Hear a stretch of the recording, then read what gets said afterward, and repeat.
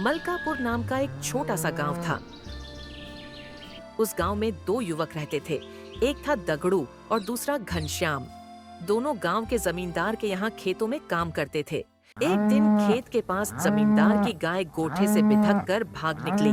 वो बुरी तरह बौखलाई हुई थी और किसी को पास नहीं आने दे रही थी। जैसे ही दगड़ू लाठी लेकर उसे काबू में करने गया, गाय और भी ज्यादा उग्र हो गई। अरे ओ लक्ष्मी, शांत हो जा, नहीं तो लठ से मारूंगा।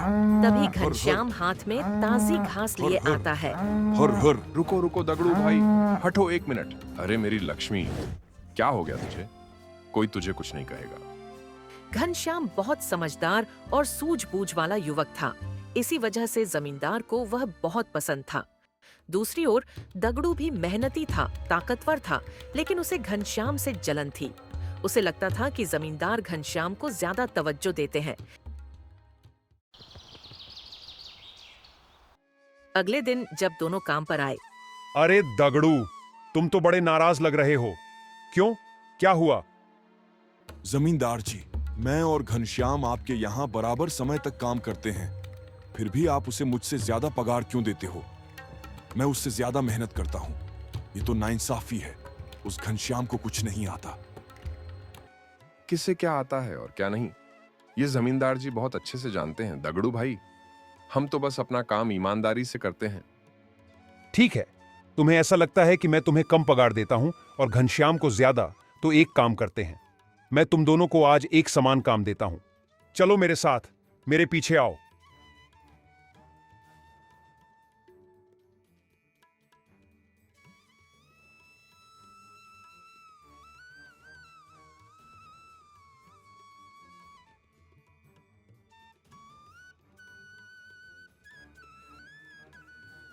यहां पर कुछ लंबे से सूखे पेड़ पड़े हुए हैं।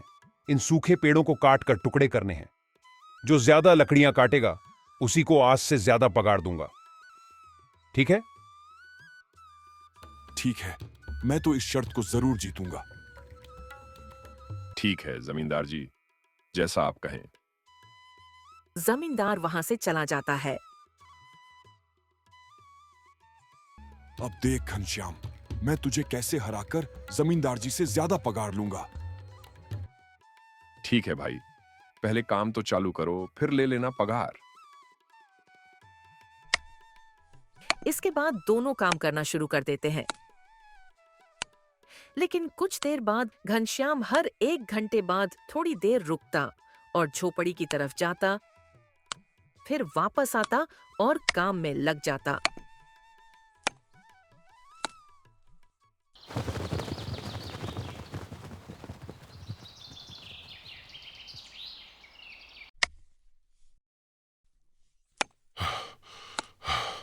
अरे,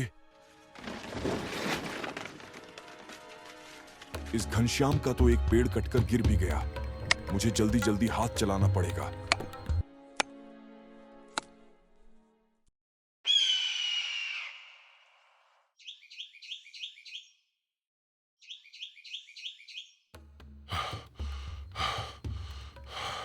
अरे, ये लकड़ी कट क्यों नहीं रही? बहुत जोर लगाना पड़ रहा है। इस घनश्याम ने तो दूसरा पेड़ भी गिरा दिया और मैं अब तक पहले वाले में ही लगा हूं। और ये घनश्याम बार बार जा कहां रहा है? लगता है आराम करने जाता है। जाने दो, जब तक वो आराम करेगा तब तक मैं उससे ज्यादा लकड़ियां काट लूंगा।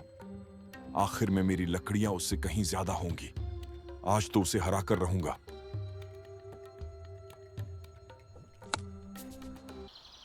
ऐसा करते करते शाम हो जाती है।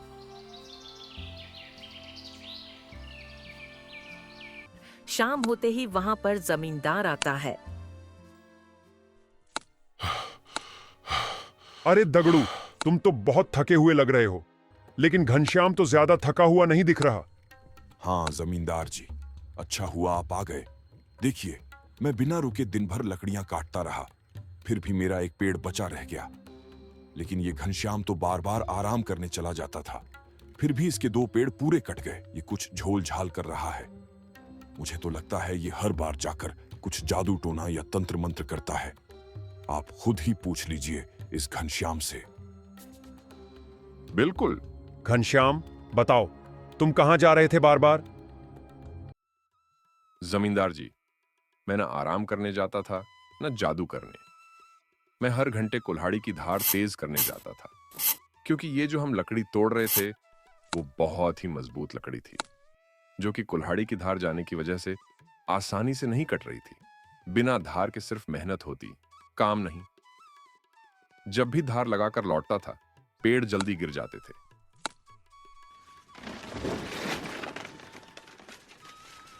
यही फर्क है। मेहनत के साथ थोड़ी समझदारी भी जरूरी है। शाबाश घनश्याम, तुम्हारी बात बिल्कुल सही है। सिर्फ जोर से नहीं, सोच से भी काम लेना चाहिए। अरे हाँ, तभी तो कुल्हाड़ी की धार कम होने की वजह से लकड़ियां जल्दी नहीं कट रही थीं और मैं इतना थक भी रहा था। ये तो मैंने सोचा ही नहीं। अब पता चला तुम्हें कि मैं घनश्याम को तुमसे ज्यादा पगार क्यों देता हूं। मेहनत जरूरी है, लेकिन समझदारी उससे भी ज्यादा।